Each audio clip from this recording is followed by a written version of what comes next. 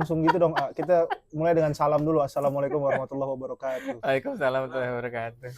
Alhamdulillah kita udah lama ya Ayah, udah nggak bikin kayak begini lagi. Lama banget sih, No. Udah lama. Lama banget. AA-nya sibuk, sayanya sibuk, kita sibuk masing-masing. Dari zaman Andre miara T-Rex lah. Sampai itu T-Rex punah Ayah. Andre ada di belakang. Ada di belakang. Kedengeran kan suaranya Mah ya? Nggak tahu, ini kan kita pakai ini, jadi suaranya nggak langsung ke HP. Ini karena kita sibuk masing-masing, sudah terlalu banyak fenomena-fenomena, khususnya di kalangan anak-anak Gen Z sama milenial akhir nih. Milenial akhir. Sebenarnya juga milenial yang tengah-tengah juga masih suka ngalamin yang gini-gini nih. Karena justru PR-nya itu ngeladenin milenial awal dan awal tengah itu ya uniknya luar biasa. Bener. Apalagi kan maksudnya sekarang nih di era sosial media gitu ya. Maksudnya milenial yang tengah, awal ataupun akhir nih sedikit banyak mereka merasakan dinamika yang sekarang nih gitu kan. Sedangkan kalau yang yang boomer gitu kan, yang kelahiran sebelum tahun 80, mereka biasanya sudah pada settle nih situasinya nih. Mereka settle tapi keganggu sama Gen Z dan Gen Alpha sih.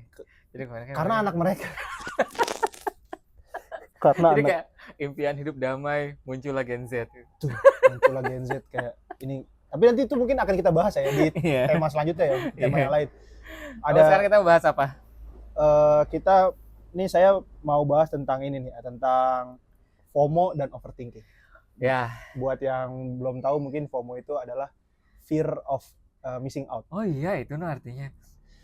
Kalau saya tidak salah ya teman-teman. Jadi fear of missing out itu intinya adalah takut ketinggalan gitu loh. Takut ketinggalan, takut nggak bisa ngejar gitu kan. Gitu. Nah ini fenomena yang cukup ramai nih soal FOMO dan overthinking ini. Jadi karena FOMO jadi overthinking gitu. Takut ketinggalan jadi kebanyakan mikir gitu, kayak wah takut ini takut itu, jadi banyak kecemasan gitu. Nah itu apalagi sekarang ini kan banyak sekali fenomena di mana sosial media ini memperlihatkan anak-anak muda nih cepat sekali gitu kan mencapai sesuatu gitu ya, yang khususnya duniawi ya, duniawi gitu kan segala macam. Nah itu mengganggu yang milenial akhir, tengah, dan awal. Yang milenial awal sih kayaknya masih agak banyak yang settle lah, tapi kalau yang milenial tengah dan akhir nih kayaknya cukup, wah ini kok Gen Z begini ya begitu ya gitu. Kan apalagi karena mereka pernah menghadapi situasi Covid ya. Betul. Saya di penghujung kuliah mereka, di awal mereka masuk dunia kerja, mereka langsung dihantam dengan ujian itu kan. Betul. Itu juga kayak ngaruh ya, ada pengaruhnya ya. Betul. Seluruh dunia lagi. Covid itu benar-benar emang ngerubah semuanya gitu. Yang tadinya mungkin mereka sedang menuju sesuatu jadi amburadul gitu. Nah ini kan sebenarnya kan hubungannya itu lekat dengan distraksi gitu ya. Apa sih kekhawatirannya? Maksudnya itu kan poin yang mau antum bahas. Betul. Ada apa gitu kekhawatirannya? Biar lebih detail. Kekhawatirannya tuh lebih banyak dari duniawi ya. Dari duniawi. Kalau dari yang sifatnya akhirat sih kayaknya apa? Untuk sekarang pikirannya belum ke situ atau nggak peduli? Anak muda kayaknya masih belum ke situ. Karena emang dunianya nih benar-benar menutupi itu semua gitu. Kecuali anak-anak sobat ngaji kali ya, yang datang tiap minggu tuh kan, keren banget gak sih? Kalau mau seperti itu join teman-temannya, sobat ngaji setiap hari Minggu. Di tengah hiruk pikuk FOMO dan overthinking. Betul. Mau-maunya datang mengajian tiap minggu. Betul, gitu kan? Luar biasa. Overthinking, FOMO, kemacetan Bitung ya teman-teman ya. Cikupa, Pasir Randu lagi. Cukanggali, Pasir Randu mah ini. Pasir Randu macet juga tapi sebelah sono. Iya, Binong ya. Ya pokoknya kemacetan itu datang ke sobat ngaji nih, kayaknya anak-anaknya pada adem-adem gitu. Luar biasa. Keluar dari sobat ngaji, kalau saya lihat kok kayak, waduh kok pikirannya kemana-mana ya. Jadi kita kemana-mana ya. Iya benar. Terlalu jauh ya. Jadi panjang. Kita bahas nanti dah. Ya, nah itu distraksinya ini tuh memahami nggak sih, menurut tuh tanggapan gimana sih untuk distraksi ini nih? Sih sebenarnya lebih suka untuk memposisikan diri sebagai orang yang membersamai ya, tidak memposisikan diri sebagai orang yang serba tahu atau kayak gimana, karena jauh banget dari angka itu. Cuma dalam situasi atau kondisi AA membersamai anak-anak muda itu ya emang itu mulu gitu yang suka ditanyain yang jadi masalah ya. Gitu. Kagak pengajian yang ya kan jadwal pengajian kita banyak yang ngisi ya, kagak yang di sini, kagak yang sini, kagak yang di sini. Mulai dari ekonomi yang rendah, menengah, ke atas gitu kan. Yang kayak gitunya tuh ada aja gitu, no. Yang pada belum punya kerjaan sama begitu juga. FOMO dan overthinkingnya tuh luar biasa. Yang udah punya kerjaan masih begitu juga, no. Yang udah settle makin begitu juga gitu, no. Kayak gitu. Ya. Karena kan emang itu tuh sebenarnya zaman dulu pun sudah ada hal seperti ini ya. Cuma karena beda zamannya aja, beda situasi yang dihadapi gitu. Ya. Ditambah lagi sekarang kita buat kecemburuan sosial itu kayak makin terbuka secara luas ya, karena akses informasi yang sangat luar biasa gitu, bisa diakses kapan saja, bahkan di kamar mandi juga bisa. Ya betul sekali ya, justru malah di situ masih terbuka tuh. Yang paling lama. Paling lama tuh, biasanya cowok tuh ya kan lama banget tuh kamar mandi tuh, ngapain ya? Ngapain ya? Aduh, sekolah ya dia tuh. Iya, jadi yang seperti itu. Nah, padahal justru kan sebenarnya ya, baik itu kita membahas tentang teori agama ataupun teori psikologi itu ya, no. Ya agama selain agama Islam juga membahas hal ini ada juga, no, gitu. Ada juga ya. Misalnya kayak yang pernah pelajari juga gitu, saudara-saudara kita yang ada di Konghucu gitu kan, terus yang Hindu, Buddha gitu. Di Nasrani juga ada gitu ya beberapa ayat yang menjelaskan tentang ini semuanya, bahwa kalau kita semakin fokus mengejar kepada dunia, itu justru kita akan semakin kosong gitu kan. Kayak gitu. Ya. Dan dalam agama kita juga seperti itu, no. Jadi memang letak kebahagiaan tertinggi itu kan kalau kita udah bisa zuhud ya. Gitu. Nah, cuma namanya anak muda ya disuguhin media sosial.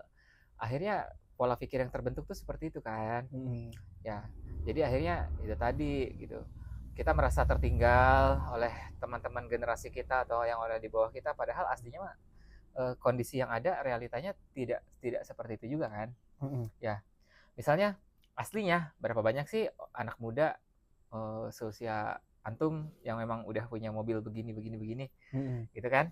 Ya, berapa banyak sih yang udah punya rumah begini, bahkan yang ngontenin pun gitu ya, aslinya kan sebenarnya nggak banyak ya. Gitu. Cuma ya kadang-kadang tuh ada orang kan merasa dia butuh eksistensi dirinya itu diakui ya, jadi ketika dia punya, dia mengekspos itu. Padahal mungkin bisa jadi ketika itu sudah selesai, viral, rumahnya dijual, kita nggak pernah tahu gitu kan. Ya. Jadi kita tuh kalau kayak zaman dulu mah kita nonton film kartun Cinderella cuma sampai dia nikah doang gitu, no. Kita nggak tahu abis dia jadi istrinya pangeran dia kayak gimana hidupnya. Betul, tidak ada cerita lanjutannya tuh tentang Cinderella dan si pangerannya itu. Kan? Bahkan jadi saya lihat kemarin ada yang ngada-ngadain gitu bahkan. Sebenarnya tuh cerita Cinderella dan pangeran tuh katanya apa gitu. Itu malah menyedihkan atau apa. Saya bilang throwback teori. Ya maksudnya kan sebenarnya sedikit meleset sedikit gitu ya. Cerita Cinderella itu kan memang murni fiksi ya. Adapun kemudian diadaptasi dari cerita yang ada di Mesir, cerita yang ada di Yunani, cerita yang ada di Prancis, cerita yang ada di Inggris. Ya karena memang pada hakikatnya cerita seperti Cinderella itu akan selalu ada di tiap tempat. Betul. Ya nggak? Zaman sekarang pun ada kan cerita yang seperti itu. Betul. Ya jadi ya itulah kenapa hal-hal semacam itu. Cuma kita balik lagi ke tema kita. Nah makanya ketika kita menjadi semakin fokus pada capaian-capaian yang seperti itu gitu, nah ya kita nggak kita kesampingkan dulu bahasan agama, kita masuk ke persoalan pribadi aja dulu gitu ya, secara psikologis gitu manusia. Ketika kita fokus pada pencapaian orang lain bukan pada pencapaian diri, maka pada saat itu kita tidak akan menemu standar kebahagiaan untuk diri kita. Ya nggak? Pencapaian orang lain dibandingkan pencapaian diri. Kita kan fokusnya itu pada pencapaian orang lain ya. Orang ini udah punya rumah, orang ini udah punya mobil, orang ini kerjanya begini. Tanpa kemudian kita memberikan definisi kepada diri kita sendiri tentang pencapaian apa yang harusnya menjadi batasan saya. Jadi kita tidak pernah benar-benar memberikan definisi kepada diri kita, sehingga akhirnya konsep diri kita menjadi sangat bias. Dan kalau orang nggak punya konsep diri, maka semua hal tuh jadi kayak masuk penuh banget, penuh banget ya. Jadi akhirnya kalau udah seperti itu, apapun yang akan dia punya dia akan terus merasa kurang. kayak gitu. Ini hal yang basic banget gitu kan ya. Nanti agama akan nambahin lagi dengan konsep zuhudnya dan lain sebagainya, udah pasti itu. Coba tadi kenapa pengen kita ngebahasnya di konsep secara psikologi dulu, karena ini cenderung jauh lebih bisa diterima gitu. Betul. Kan. Betul. Dan memang agama itu sudah pasti akan menjadi jawaban ya, maksudnya sudah pasti akan memberikan jawaban-jawaban yang memang secara nalar bisa diterima sebenarnya. Betul. Tapi untuk pendekatannya memang kita jangan dulu ke agama gitu lah ya, maksudnya kita melalui psikologi dulu. Terutama nih. Memang untuk kan misalkan kayak gini ya, kan kita berbicara tentang anak muda ya, jemaah kita kan mayoritas anak muda kan, no?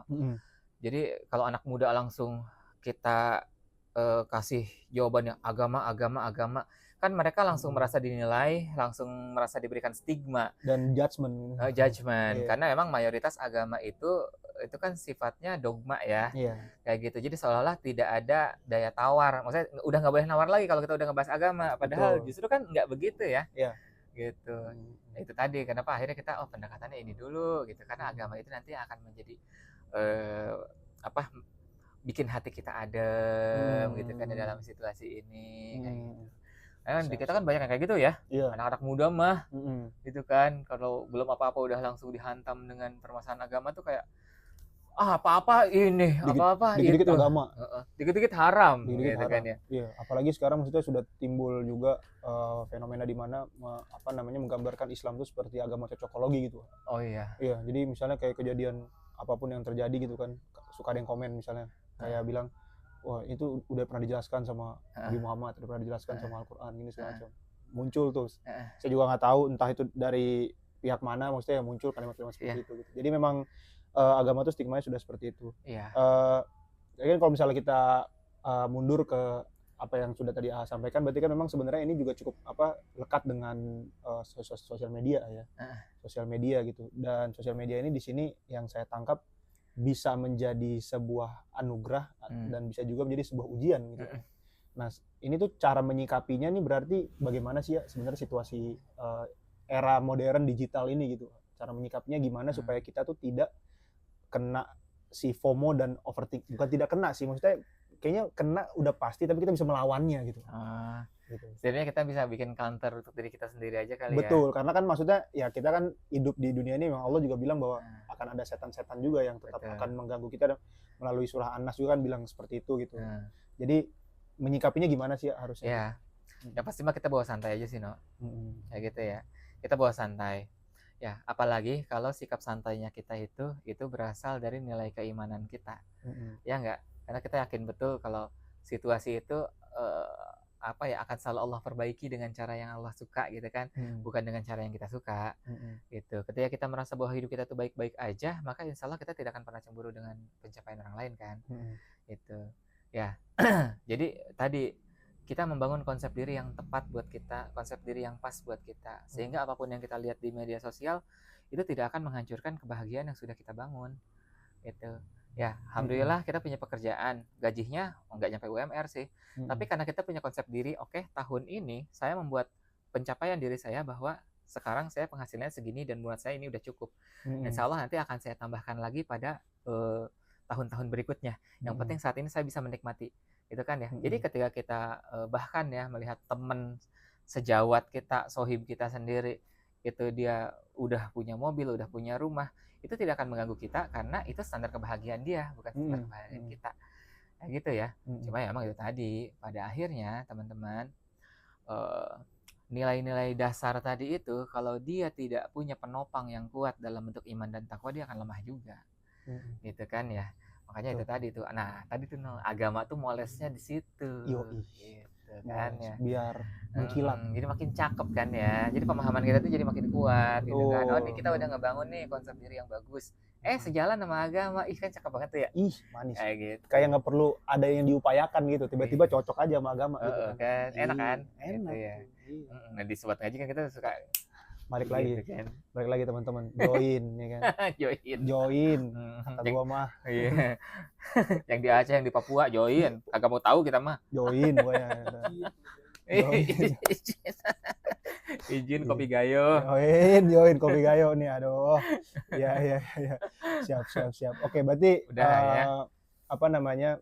Kita ini kita tutup aja lah. Maksudnya kita tutup topik kita pada kali ini tuh dengan kesimpulan dari AA tadi tuh bahwa kita tuh harus fokus pada diri ya, kita fokus pada diri kita.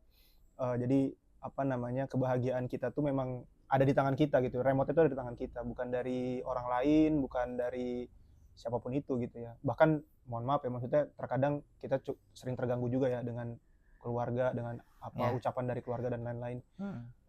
Itu ada di tangan kita. Jadi jangan kita serahkan remote tersebut kepada orang lain. Kurang lebih seperti itu, Ayah.